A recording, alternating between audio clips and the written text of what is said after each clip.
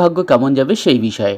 এছাড়াও যারা এক্সটার্নাল অ্যাফেয়ারে রয়েছেন তাদের দিনটি আজ শুভ যাবে না অশুভ যাবে তাই নিয়ে। আজ 12 এপ্রিল। আজ প্রেম ভাগ্য ভালো যাবে সিংহ রাশি, কর্কট রাশি, মীন রাশি, কুম্ভ রাশি, বৃশ্চিক রাশি ও তুলা রাশির জাতক জাতিকাদের।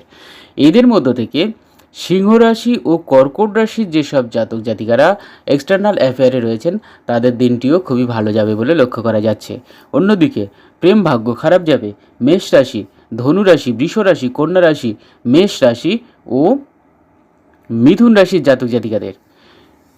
এই যে এদের আজকের প্রেমের ব্যাপারে সাবধানে থাকতে বলা হচ্ছে।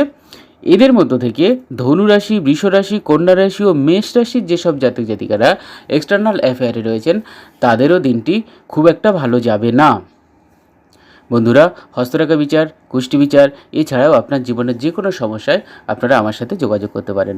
নমস্কার, ধন্যবাদ।